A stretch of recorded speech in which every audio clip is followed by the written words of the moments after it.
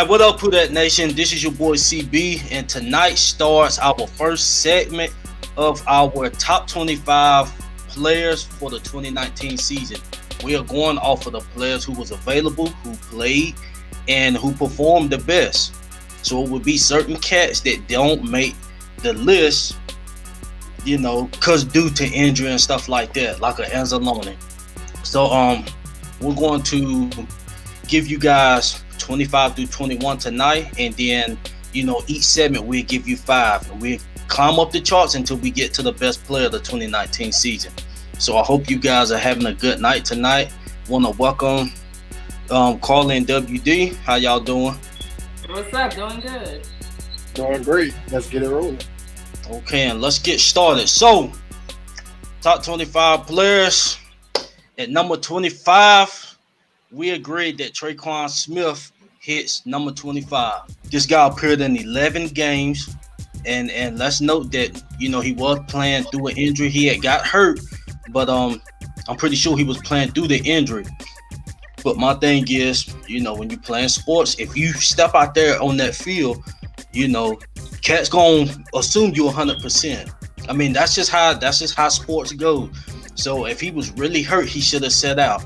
So within 11 games, Trey Smith put up 18 receptions for 234 yards. Now just let that sink in 11 games. That's why we got him at 25. He's 6'2" with serviceable speed, so he's really fast. It's just he's not producing, especially for a wide receiver, to the point where if we have to ask for a wide receiver number 2 and he's been on the team this long, he has to be at the bottom of the list because he's not putting up the numbers or he's not producing. That's just what it is. Traquan isn't producing for us.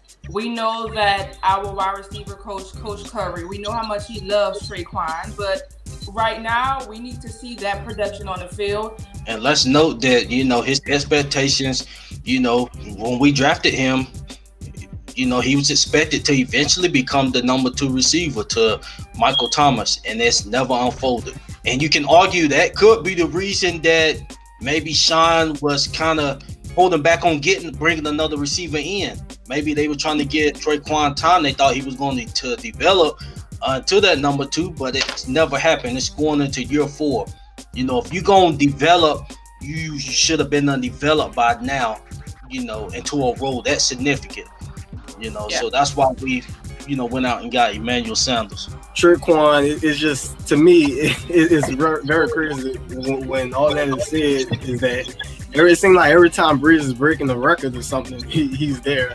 So I just find that very, funny. He's all he is on the field for our important moment. Yeah, that's pretty crazy. Maybe he was hurt, but if you going to appear in 11 games, you got to put something for us to see and give us that. Yeah, we looking forward to seeing you do something. Now at number 24, we have Shott Tuttle. Shott Tuttle came into this season as an undrafted free agent. Sheldon was kind of in and out. I guess he's nursing. I forgot exactly what it was. I think it's his ankle or leg. I think it's his ankle, but Shott Tuttle was able to creep in and perform really well as an undrafted free agent. We wasn't expecting that from him, and I will give you some numbers from him. It wasn't Pro Bowl numbers, but he had 18 tackles, 3 tackles for loss, and 2 sacks. And you all remember the infamous play on Matt Ryan, how he just threw him to the ground. I like Shott. He's a 6'2" guy. He's 320 pounds, I believe. He's fast for a big guy. And the thing that we love about Shott is even when he first made his debut with us against the Texans, he got back on Deshaun Watson.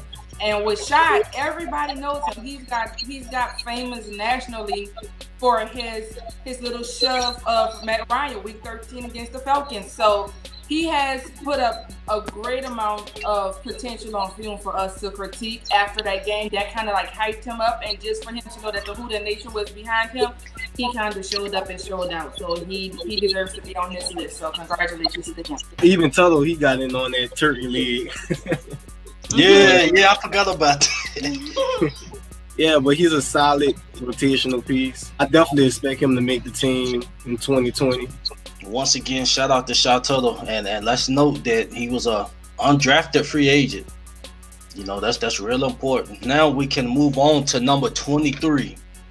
Number 23, Malcolm Brown fits number 23.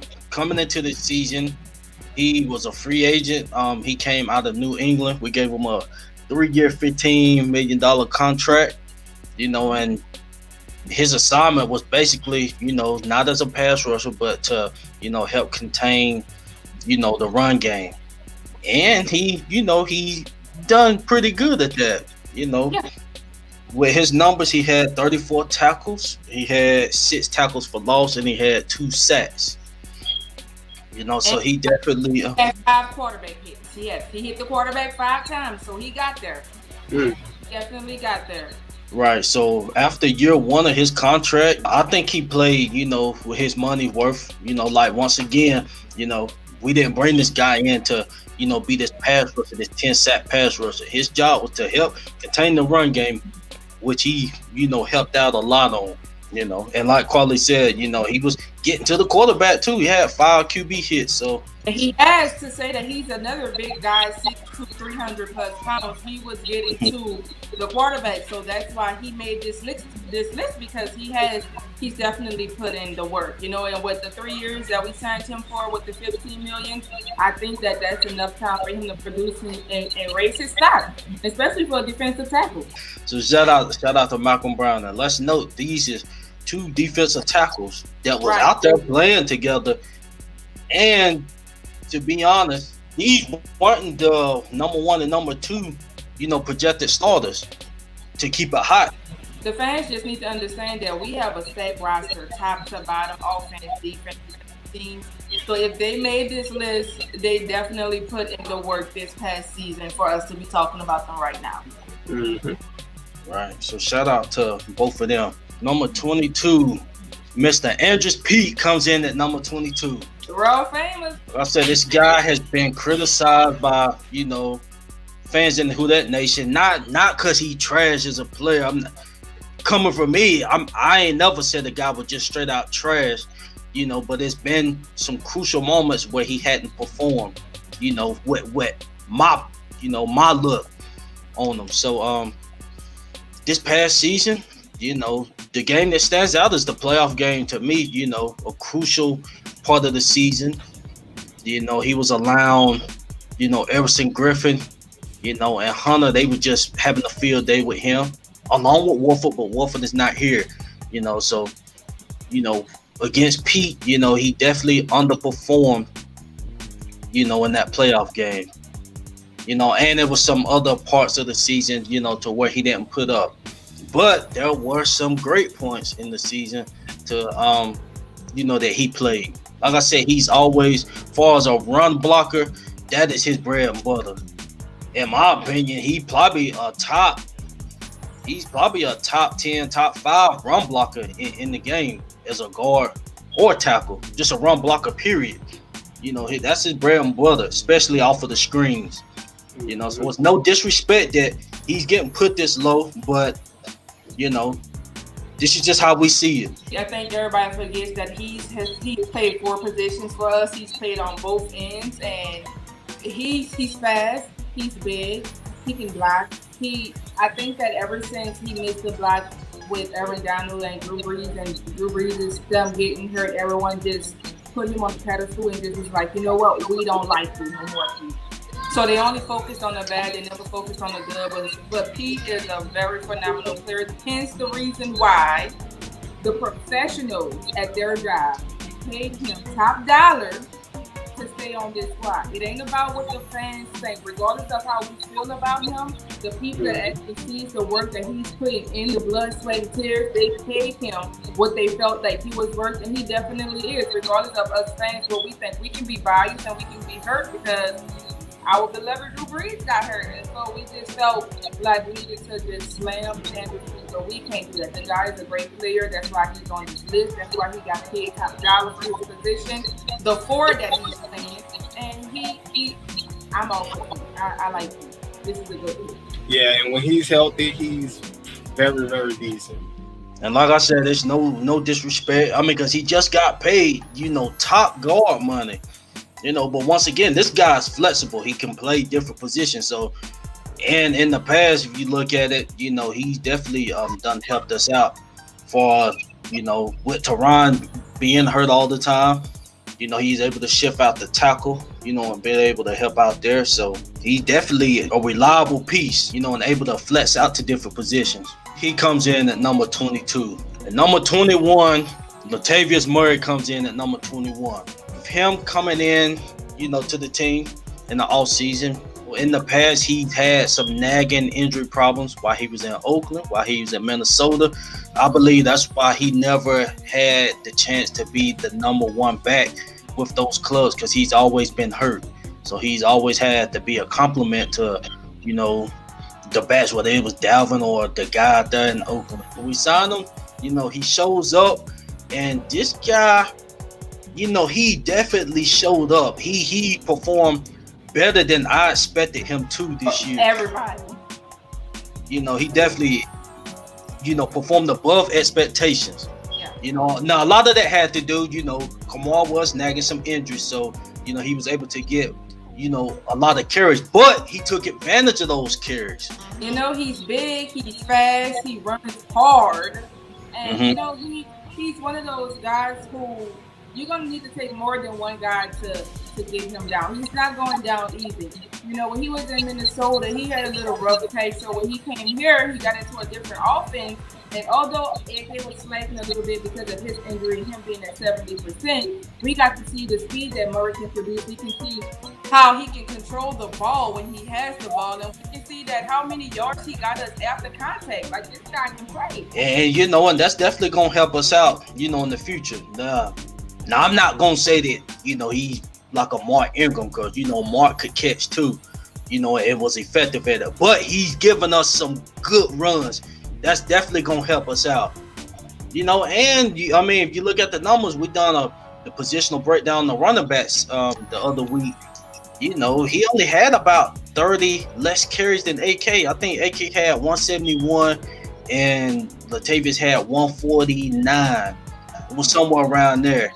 But you see the balance of carries. Like I said, a lot of that was due to injury, but it could go that way again.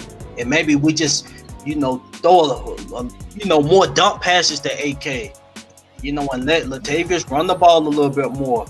Kind of keep it balanced like that. But he was a huge part of our run game this past season. To be honest with you, he'll be high on the list if Sean Payton gave him the ball more. That's why we're always screaming, run the ball. Because we know the potential that our players have, but sometimes coach think he knows better. He would definitely block us from telling him to run the ball, but you're right, WD. Latavius help keeps Alvin Kamara upright. It's boom and zoom, I'll say. So if they were to just give Latavius the ball more, he'll probably be high on this list. Because what they were trying to do when AK was hurt, AK was playing. They knew he had a knee problem, but they still tried to, feed him. Maybe AK wasn't saying nothing. I don't know, but Deshaun, we know. I'm pretty sure you just ain't gonna try to force feed nobody that's just really out there, having a nagging injury.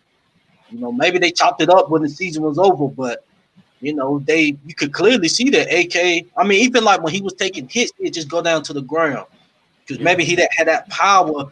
His knee wasn't able to, carry that load and bounce off and keep that balance.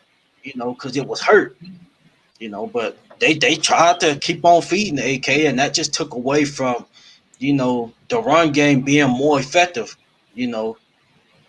By Murray getting more carries. But yeah, he definitely, I can see him getting around this amount of carries again this year, around 140, 150 carries. AK probably getting about 20 to 30 more carries. They'll probably give AK more screen passes and dump passes, to try to keep Murray back there, getting these touches. So shout out to Latavius Murray, definitely performed better than I expected him to, as a rusher. Trey Smith came at 25. Shott Tuttle at number 24, Malcolm Brown at number 23, Andrews Pete at number 22, and Latavius Murray at number 21. That's 25 through 21 for us, Who Dat Nation. Next segment, we will do number 20 through 16. So, like I said, once again, this is our thoughts and opinions, So just, and it's based off of availability and, who was the best player we thought. You guys make sure you stay tuned to continue to watch this countdown list. It gets better as we go on. We pray that you guys continue to rock with us. We bringing you guys some new content. Y'all just hold on. We got y'all. And don't forget to like, share, and subscribe if you haven't already. Comment and also hit the notification bell so that you can be notified every time we post a video. And this is your boy CB, and we out. Who dat? Who dat?